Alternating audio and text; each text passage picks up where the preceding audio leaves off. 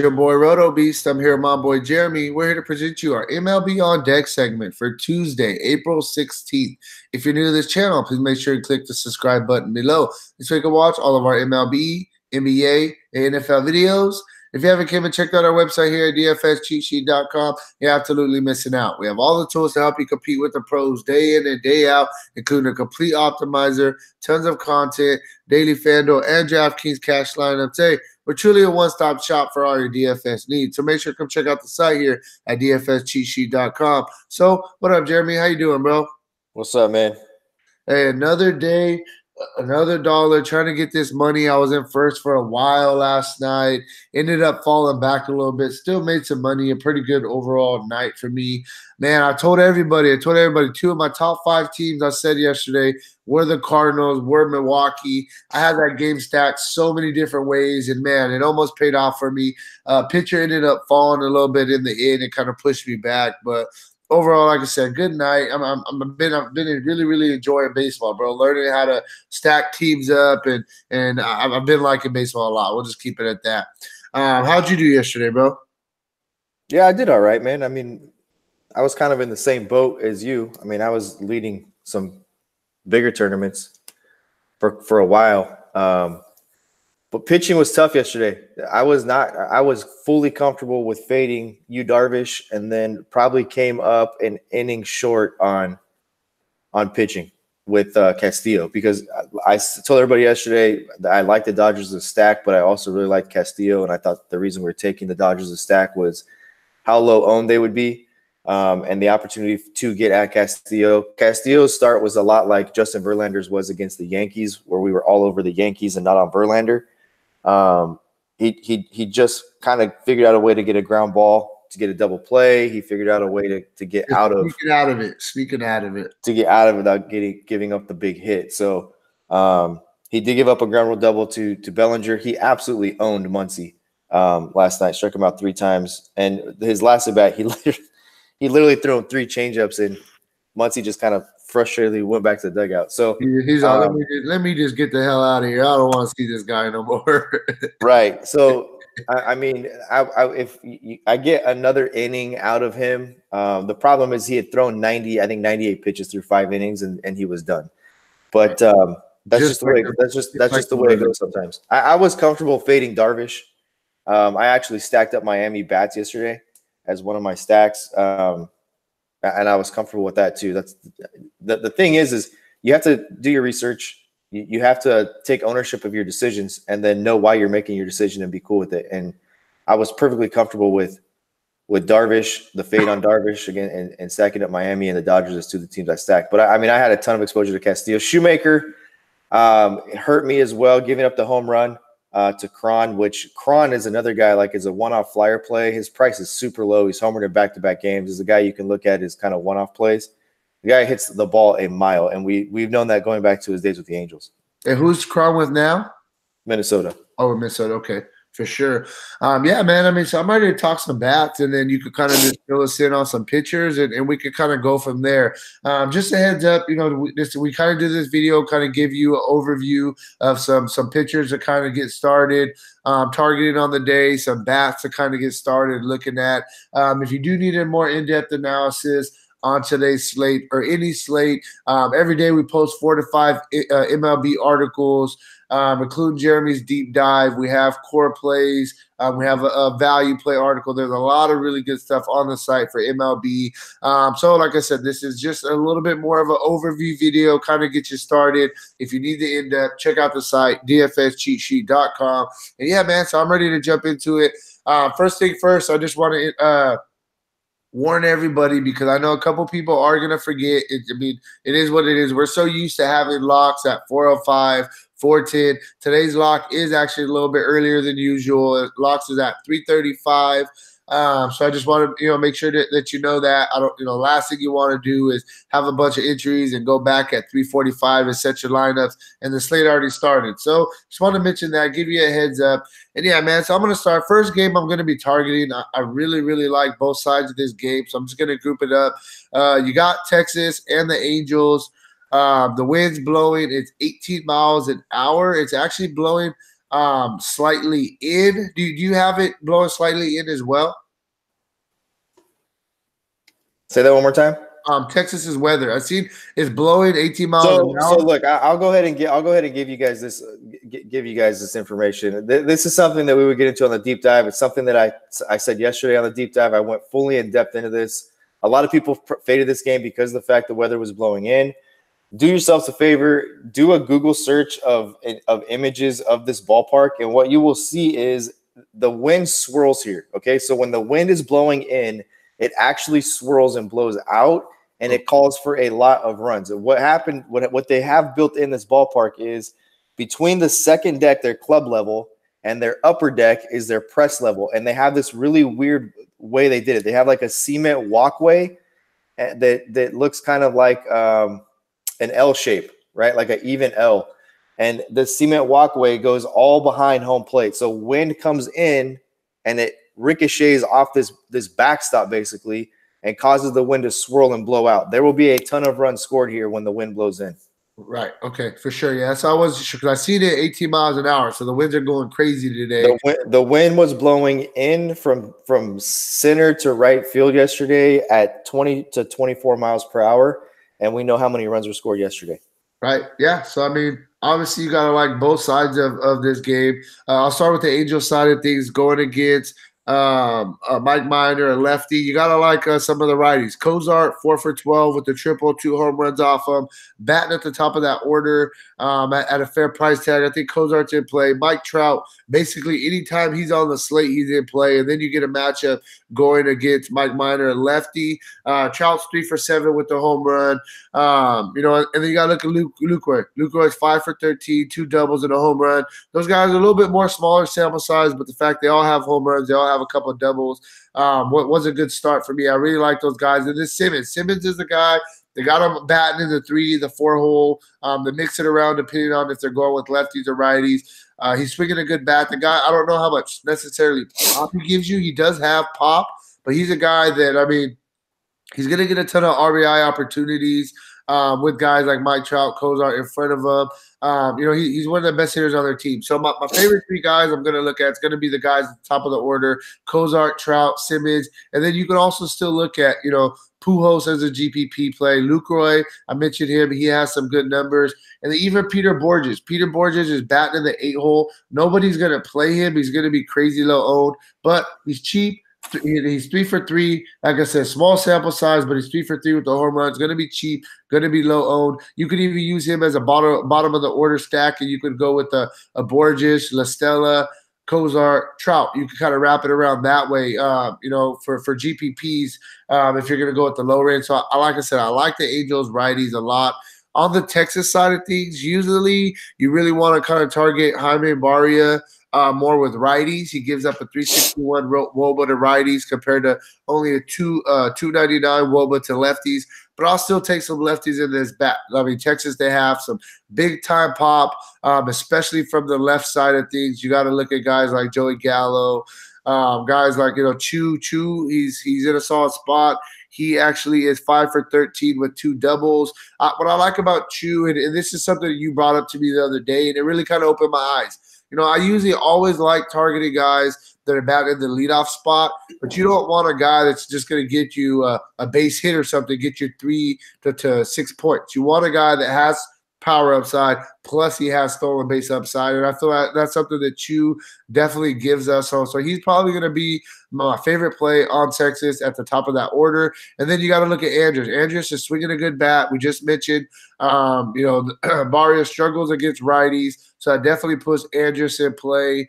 Mazzara hasn't really got going yet, but he's a guy that has just as much pop as Joey Gallo. I don't know, man. With Texas, I think mostly they're all in play. I mean, you can look at the top 6, top 7. A guy that we played yesterday, bare minimum price tag, Danny Santana. He got us 24 fantasy points. He went yard. He was a really good play. It comes down to how the order shakes out. But me generally, I'm going to be looking at basically the top 6 of the Texas lineup and the top 6 of the Angels lineup. That's really where I'm at. Did I miss anybody on either side of those teams?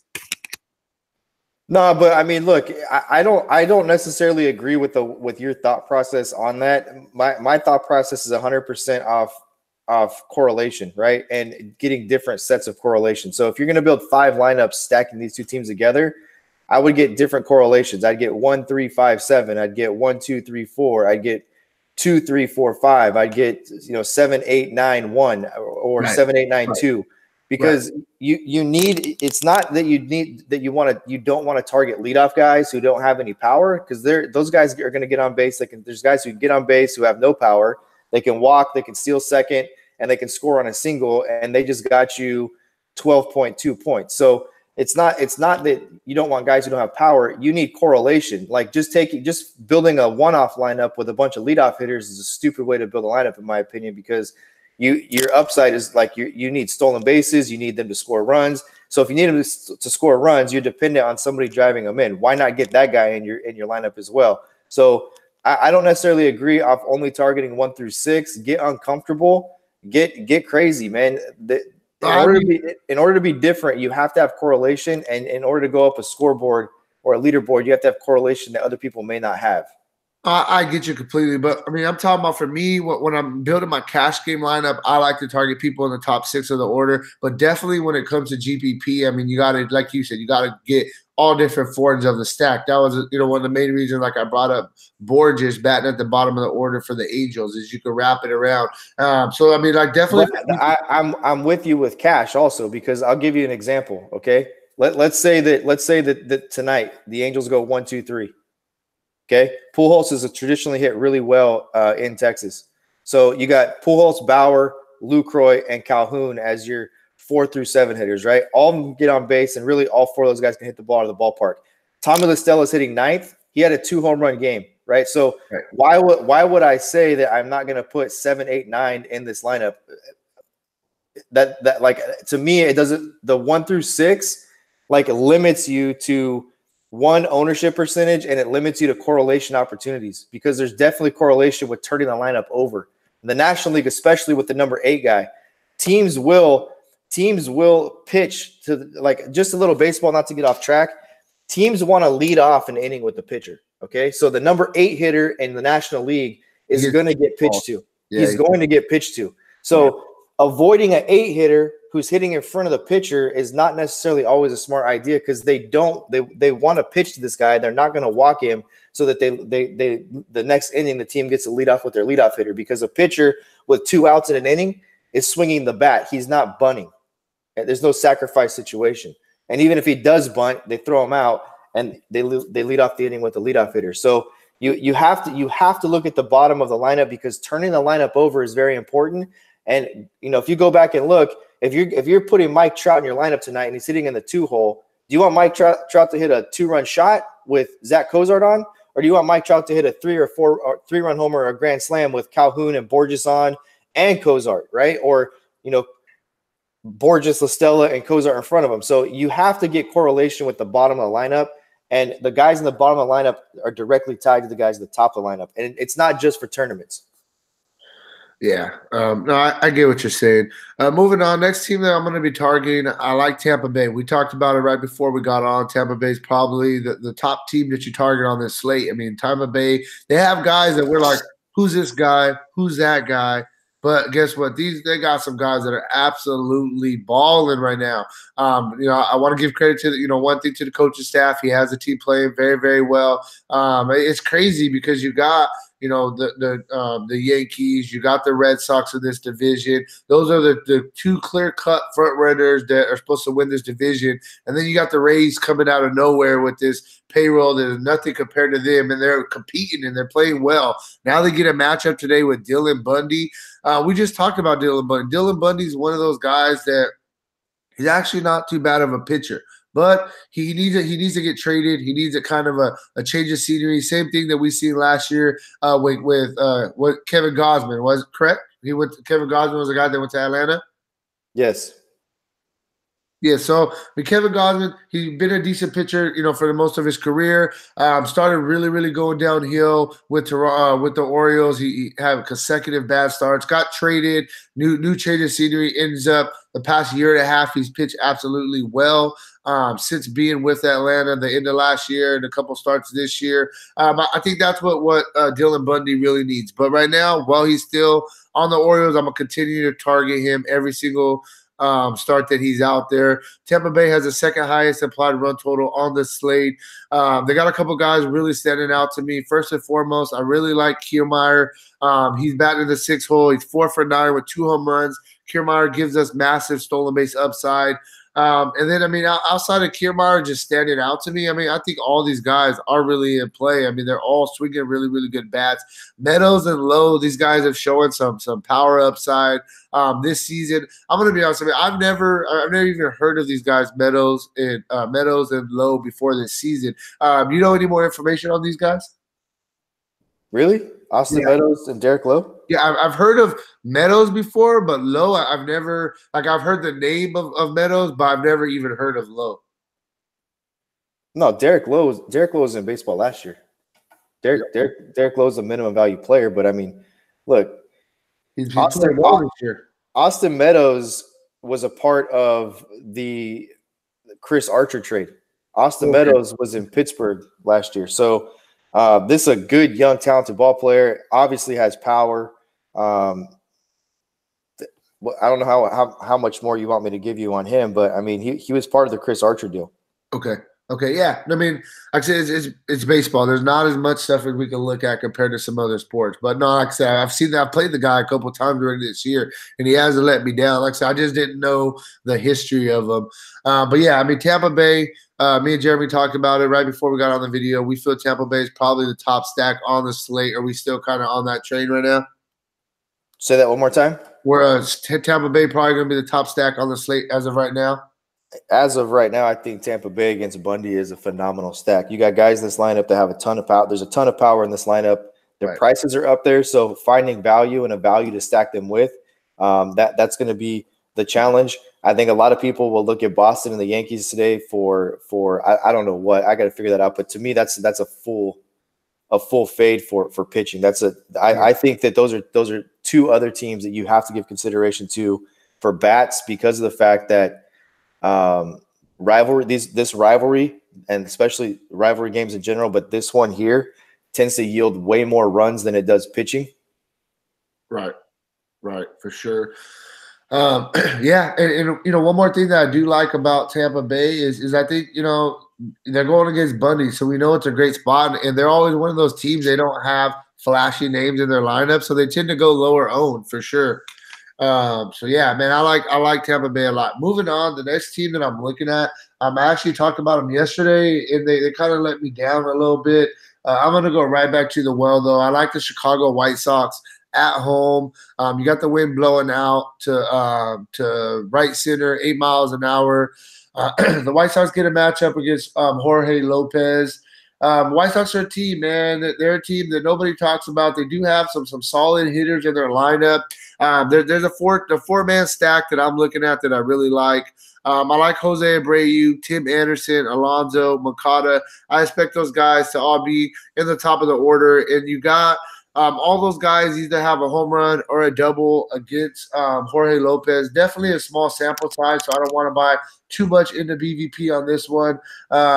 But, man, I just like the White Sox bounce back. They let us down yesterday, and they're a little bit higher owned. Today they're going to be a little bit lower owned. The fact that they did let people down, I'm going to go right back to the White Sox. And they're my fourth team that I'm looking at to get a little bit of GPP exposure. I don't know how much cash exposure I'm going to want to them, but I do like the White Sox on today's slate.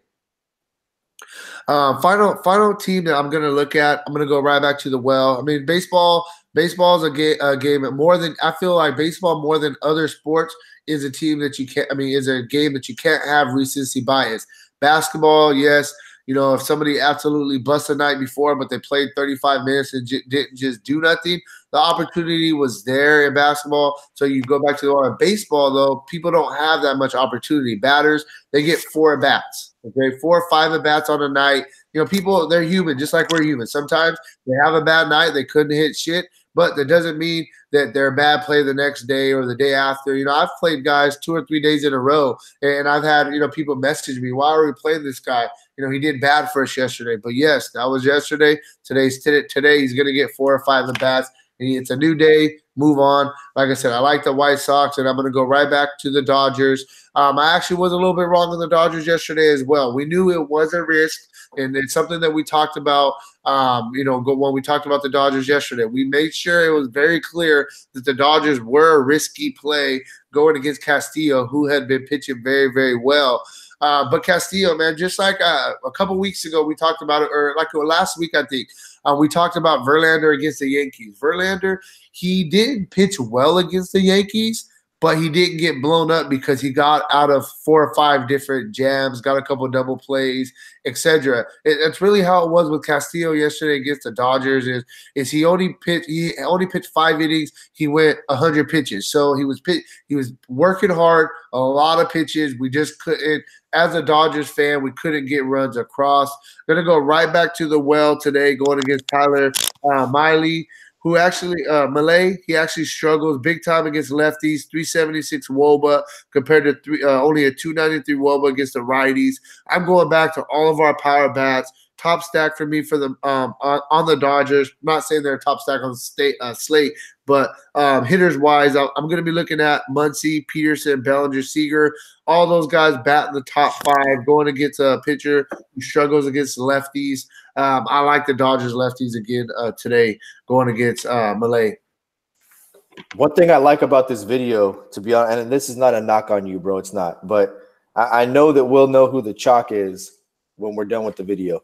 And I'm just gonna throw out a couple of things really quick to give to just because I'm feeling like giving some stuff for free today that I'll cover on the deep dive, and one of them will be Houston, because for me, I take a look at pitching. I don't take a look at anything else. I don't care about implied run totals. I don't care about BVP. I don't care about any of that stuff. I'll look at it, but it'll be well after the fact to kind of see if I'm just absolutely on some good ass stuff, or if it's the research that I just put in. So I mentioned to you that I think you fade pitching in Boston, New York, and you go with bats there because it's a rivalry game, and these games tend to have quite a bit more offense than pitching. Number 2 thing I'm going to mention to you is we'll talk about Mike Minor. And just look at his last 2 starts. He's pitched 14 innings, 2 quality starts, 1 win. In those 2, he's yielded 86 fantasy points. One of those was against Houston, where he had 52 fantasy points. Another one, he got a no decision against Arizona, at Arizona, 34 fantasy points. We actually gave you Mike Minor in both of those starts and told you to load up Mike Minor, that he would be very low owned and contrarian, and he delivered. I think Mike Minor is in play here as well today, for the simple fact that this is not a scary lineup when you get past Mike Trout. It's just not a scary lineup. Anaheim's not a scary lineup when you get past Mike Trout, and it's a guy who's pitching very well. So we'll look at him. Pitching as a whole, look, there's probably 9 guys on this slate that maybe 10 that you could look into. Quintana would maybe be that 10th guy. Gibson maybe the 11th guy. Bieber maybe the 12th guy. But I think that's probably it as far as pitching goes. But you've got Gray, Matz, Flaherty, Leak, Glasnow, Strasburg, McHugh, Maeda, and Fried. And then I mentioned Houston. You have an absolute gas can in Marco Estrada. The guy's a gas can. And I think that Houston could be a lower-owned stack today with Boston, New York. You've got Tampa Bay. Chicago's at Miami. You've got Atlanta at home against Arizona. You've got all the runs that were just scored in St. Louis and Milwaukee. You've got Texas and the Angels on the board as well. So I think that Houston's a team that could get lost. Hey, Jerry, at Oakland.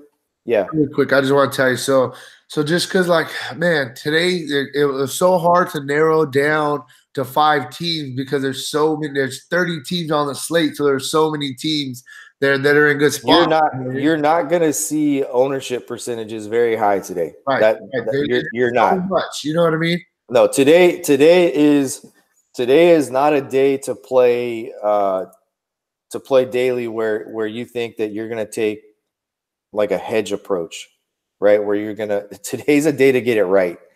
So, you know, because if you get it right, chances are you're going to be with a very few other people because there's not glaring spots to target. And even if there was glaring spots to target, the slate is so big that there's opportunity in 14 other spots. So I have a question for you. Okay, so whenever like I said, you've been teaching me kind of as far as how to play GPP, MLB, and stacking teams, and we always narrow it down to say 7 or 8 teams that we really want to stack multiple different ways. On a bigger slate like this, do you possibly throw in a couple extra teams, maybe 2 more teams in those stacks because there's so much to cover, or you just still kind of narrow it down to like the 7 or 8 teams that we're looking at? You just do. I just do my research and let the slate reveal itself to me. I don't go into it with any preconceived notions that here's a good example. Okay. The preconceived notion here is that Dylan Bundy is a gas can. He's going to get lit up and Tampa Bay's hot. Okay. Load up Tampa Bay. Well, you're not the only person who's thinking that, right? Guaranteed that anybody who's playing daily pretty consistently knows Dylan Bundy's a gas can and they know Tampa Bay is swinging hot bats. So, you have to find spots where the slate is going to reveal itself to you, right? So where can you get a little freaky, I guess, on the slate to be different? That's what you look at. So, people can only cover so much exposure. So where is their exposure going to be limited? And I think Houston is a spot. I mean, you have to take. I have a couple of rules that I kind of lay down, and one of them would be that inherently people want to watch their teams and they want to watch their players. And the majority of viewership and the majority of Major League Baseball is from the central United States to the East Coast.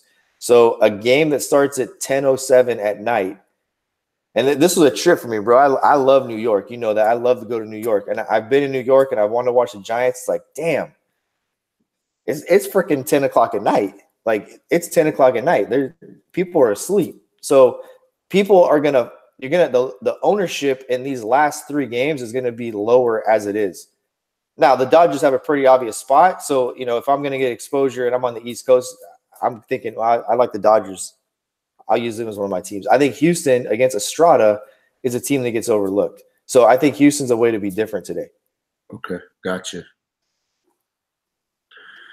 So, yeah, man. I mean, who do you think is going to be the clear-cut cash pitcher today? Or who do you think people are going to go to for cash games pitcher-wise?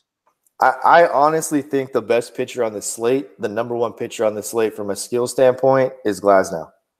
Okay, Glasnow. So you think he's cash game? Yes. Yes. Okay. Perfect. You're talking about a guy who's like 6'7", 6'8", throws 97 miles per hour, has a filthy 2-piece. Yeah, I mean, this guy's a stud. And look, when he was in, they brought him up. He was in Pittsburgh. Tampa Bay won this trade. Tampa Bay won. They got a better pitcher. They got an upgrade to Chris Archer. They got Meadows. They got Austin Meadows. And just a little bit more background on Lowe. I called him Derek Lowe, and that's because my brain was thinking the old pitcher Derek Lowe. Yeah. But his name's Brandon Lowe. This is their top prospect, really. I mean, this guy they just signed him to a 6-year extension. He absolutely shredded the minor leagues. He had a decent year last year. I think he had six home runs and 140 plus plate appearances. I have to double check that. But so look. They got Tommy Pham, and everybody thought, what the hell, like Tommy Pham, right? They pulled that trade off. J-Man Choi, good first baseman. The guy has power. You've got Meadows in the heart of that. You've got Brandon Lowe, who is one of their top prospects. I told you guys in the very if you're watching this right now and you watch this day one, the 2 teams that I'm not surprised about that I told everybody about was Tampa Bay and Seattle. I told everybody. Seattle has a good young lineup also, man. And I look. Last night, again, it's 1 o'clock, 2 o'clock, 3 o'clock in the morning on the East Coast when this game goes final. So I think this game went final at 10:30, so that was 1:30 a.m. East Coast time. You didn't see Encarnacion hit an absolute rocket into the pavilion in Seattle last night. And then they have another young player who hits a bomb. So, I mean, it's a 5-1 game. They go to the 8th inning, and Omar Narvaez hits an absolute moonshot to right field for a solo shot. And right before that, Encarnacion hits a 2-run bomb. And just like that, I don't know how people know that they've started the season off with a home run in every single game. So, Seattle's another team. This team can put up a ton of offense. You got Beckham, you got Narvaez with power. Ryan Healy can have hits for power. D. Gordon steals bases. Domingo Santana had a really good year last year. We know the year Mitch Haniger had. Malik Smith's a guy we've always loaded up when he was with Tampa Bay, and he would be a minimum value guy. He'd steal second and third base and get a walk. He'd be like, dude, that guy just got his 15 points in his first plate appearance. We're off to a good start. So Seattle and Tampa Bay are no surprise. Yeah, for sure. So, hey, man, that's really what we got for you guys, is kind of get you an overview of what we're looking at, break down some baseball. Yeah, man, 15 games, monster slate. Make sure that you remember slate locks 30 minutes earlier. Don't screw yourself. Have a bunch of entries reserved. Try to go back 3:45 and it already started. Trust me, I've been there, done that. Got to pay attention. Outside of that, if you need a more in-depth analysis, you want to know some sleeper plays, our top stacks for the day, who you got to have in your lineups for your cash games, check out the site, dfscheatsheet.com. And hey, man, good luck on your guys' contest tonight, all right? Hey, peace out.